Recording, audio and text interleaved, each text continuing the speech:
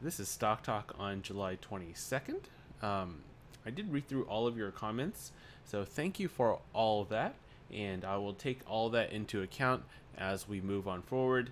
Let's get started looking at SPY on the 180-day chart. Now, SPY on the 180-day chart, the outlook really hasn't changed from previous videos. We've reiterated that if we zoomed in on the 180-day chart, we see that the general market track has been stable. Around $280 is where we find support, but you guys can see the line situated around 279.40, 279.50.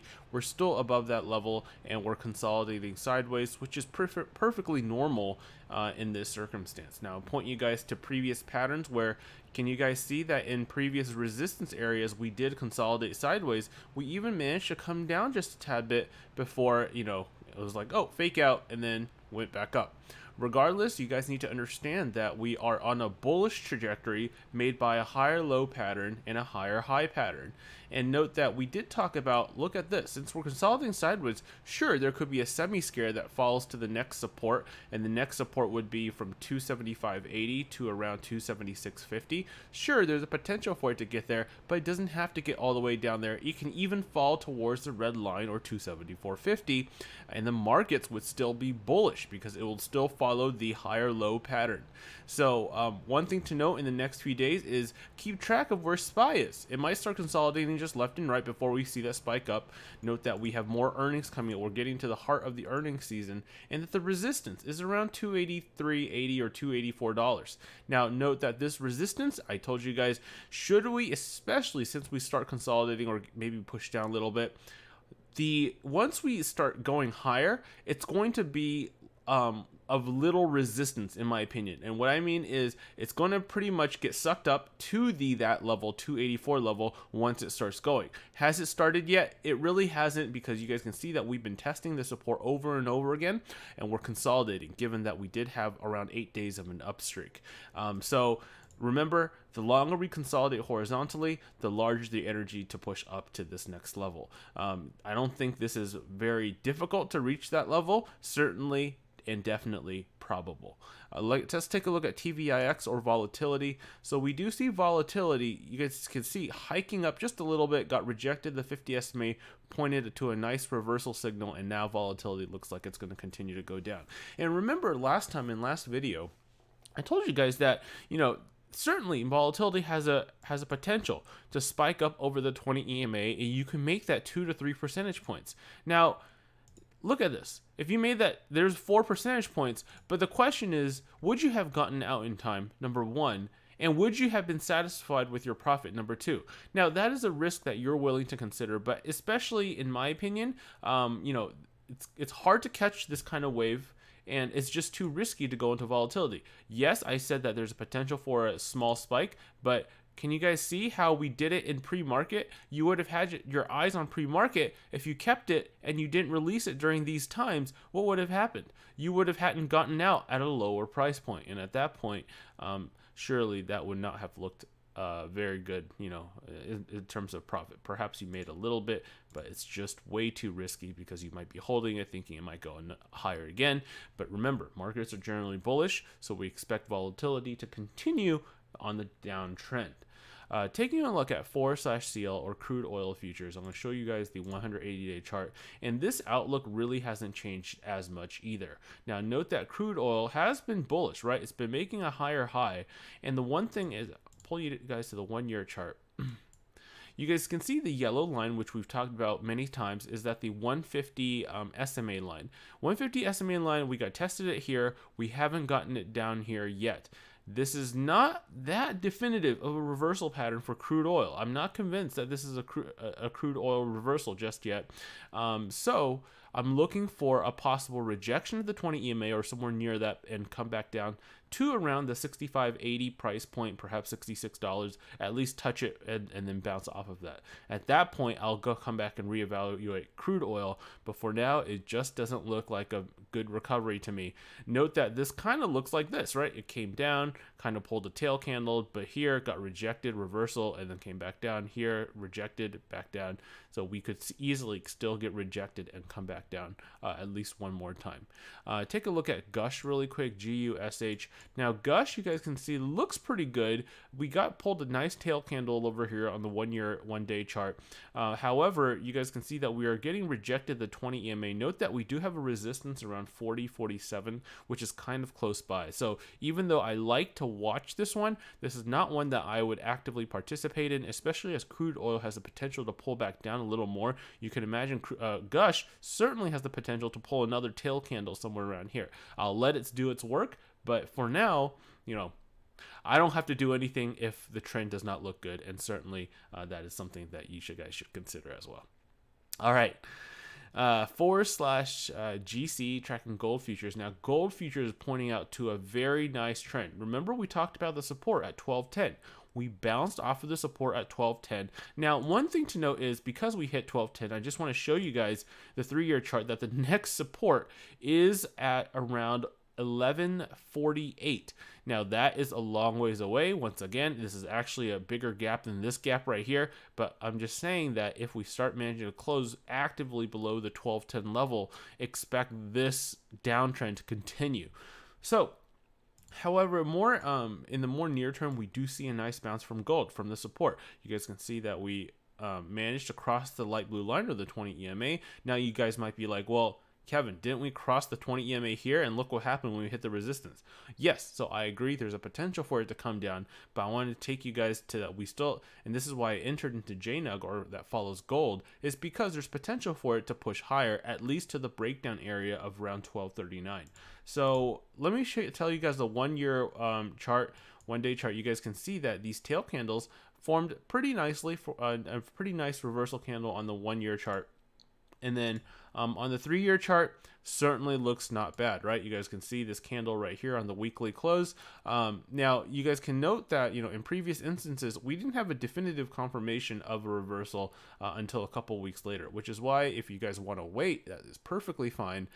If you guys want to wait for that confirmation of reversal before heading in, you guys certainly have several weeks to consider as we move forward. But you guys can see how gold has been going down almost every week for the past this is what, 2 months, 3 months, a couple months.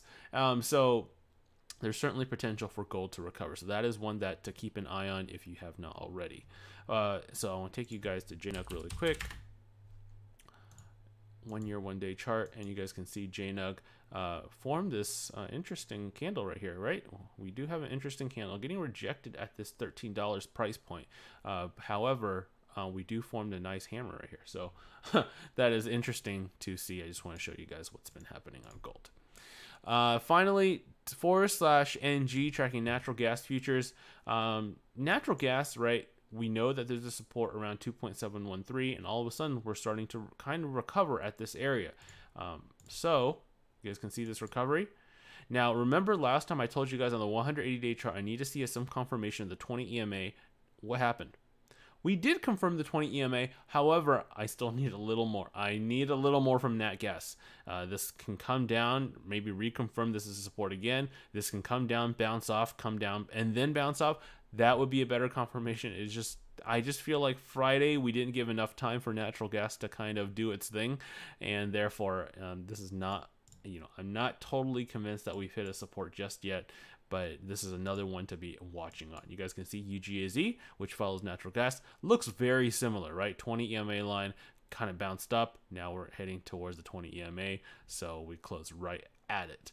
Remember, technicals, they don't lie. They show you where things go, and a lot of patterns do follow technicals. So, this is one that I'm actively watching. I want to point you guys to another one, which is USLV, and this is one that I've been kind of interested in as well. And I took a position. You guys can see USLV kind of looks similar to JNUG. We do have some nice confirmations right here at a support. Here's the 3-year chart. You guys can see that we have been falling quite a bit, and this is quite a bit oversold. So certainly this is one to set a stop loss on. If we're wrong, you set a stop loss. But if we're right, there's certainly a lot of potential for this one to recover. At least USLV. So we can expect some sort of resistance at 8.56, another strong resistance at 9.12. So those would be the resistance areas I would be looking at for silver. All right, let's get to your comments, and we'll take a look at DB. Okay, so DB, is this Dutch bank? Very interesting pattern right here. So, okay, what is the volume on this? Okay, not bad.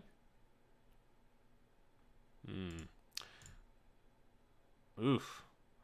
So the thing about this pattern is, as you guys can see, I zoomed out to, this is the 20-year monthly pattern, and just ask yourself, you know, what do you see here? Well, you should see a lot of red. There's potential for it to go up maybe 10-14%. So if you're playing that retracement back to the 20 EMA, I want to guys give you guys a little bit of caution, because on the 180-day chart we see earnings coming up on 7/25. So that's in 3 days.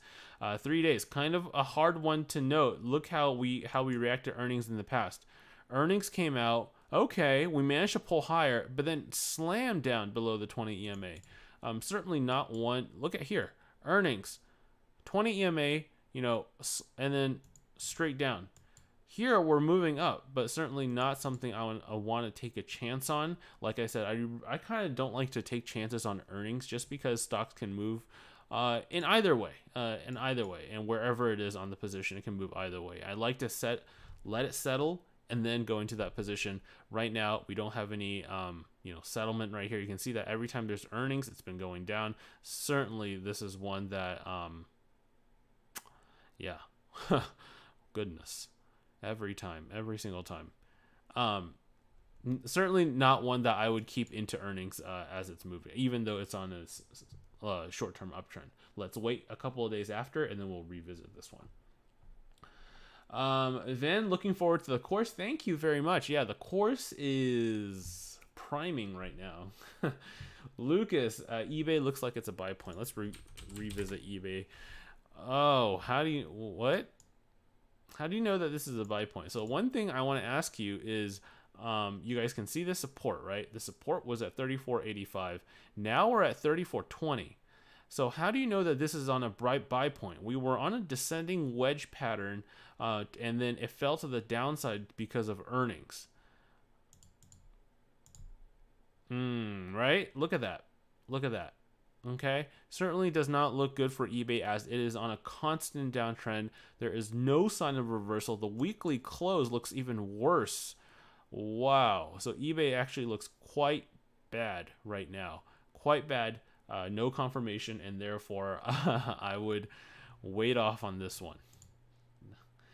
Wait off on this one. Ben Carter, please take a look at SGH and wise for an entry position. So looking at the weekly chart, once again, this is one where it's been going higher. Let's take a look at the 1-year chart, actually.